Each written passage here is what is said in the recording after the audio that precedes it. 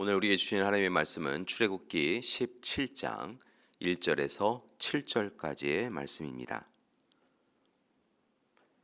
이스라엘 자손의 온 회중이 여호와의 명령대로 신광야에서 떠나 그 노종대로 행하여 르비딤에 장막을 쳤으나 백성이 마실 물이 없는지라. 백성이 모세와 다투어 이르되 우리에게 물을 주어 마시게 하라. 모세가 그들에게 이르되 너희가 어찌하여 나와 다투느냐? 너희가 어찌하여 여호와를 시험하느냐?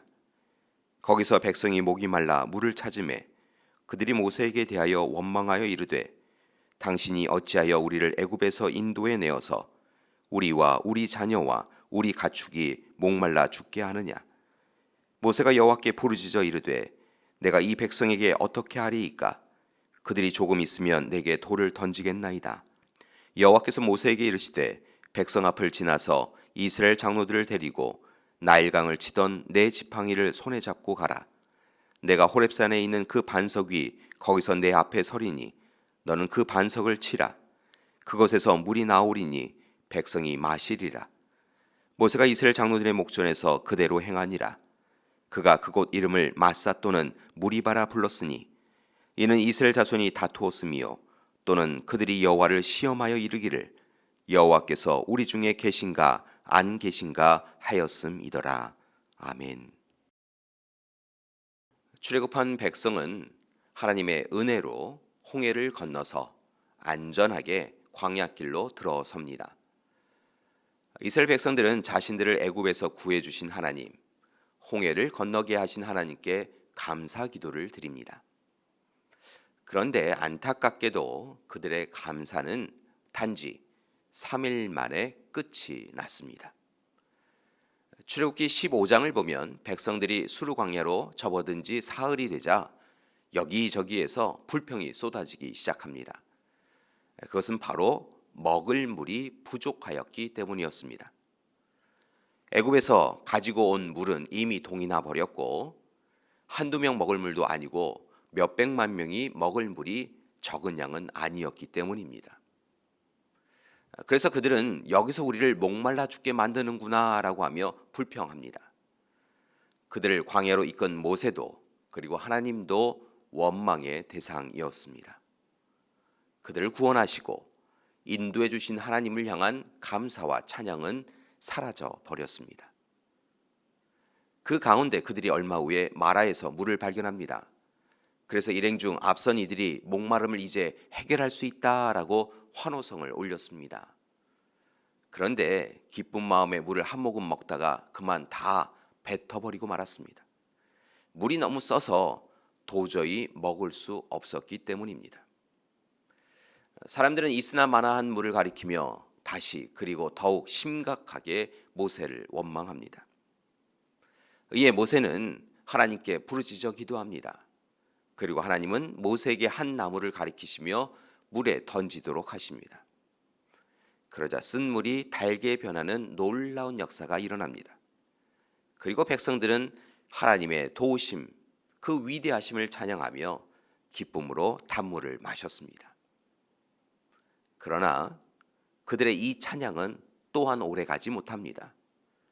그들의 불평은 역시 또 물 때문이었습니다. 이스라엘 백성들은 신광야를 떠나서 하나님의 명령대로 르비딤에 이릅니다. 워낙 그곳은 예전부터 물이 있는 오아시스 지역이었습니다. 그런데 그곳에 이른 행렬의 선두 사람들로부터 절망적인 소식이 들려옵니다. 물이 없다. 물이 없다. 그리고 백성들 모두가 분노합니다. 그들의 불만이 하늘을 찌릅니다. 여기서 우리는 한 가지 의문이 생깁니다.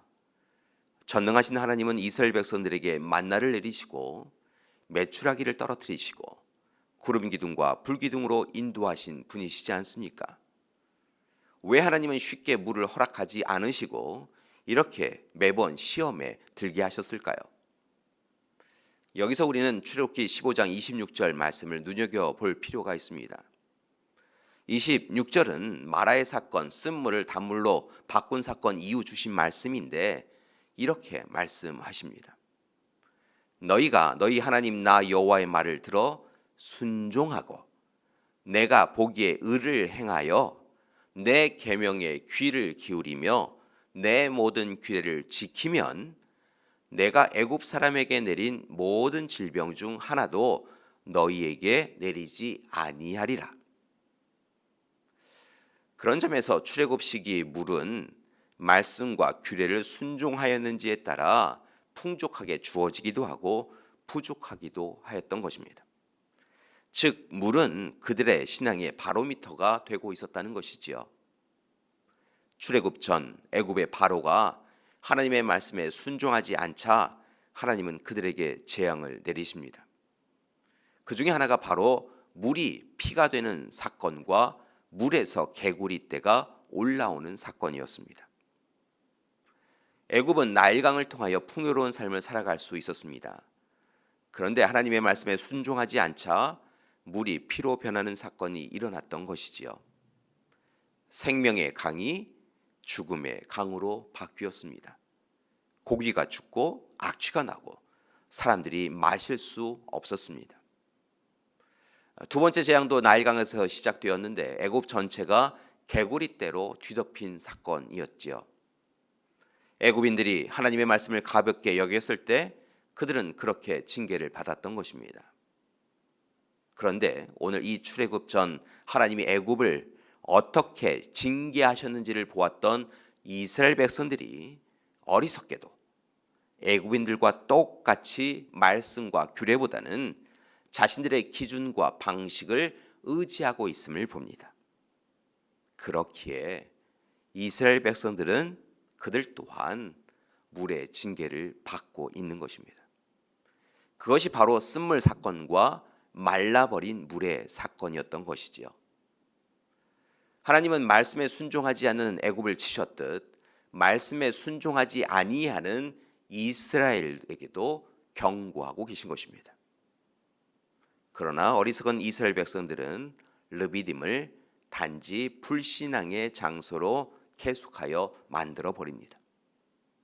하나님을 믿고 간구하는 것이 아니라 원망이 앞선 것입니다. 그리고 그들을 애굽으로부터 이끌어낸 모세를 향하여 돌을 던지려고까지 합니다.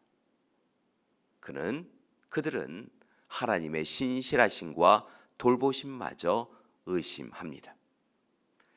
마침내 하나님께서 모세에게 나일강을 죽음의 물로 만들었던 그 지팡이를 들고 호렙산에 있는 반석 앞에 서라고 명령하십니다. 그리고 모세에게 반석을 치라라고 하시지요.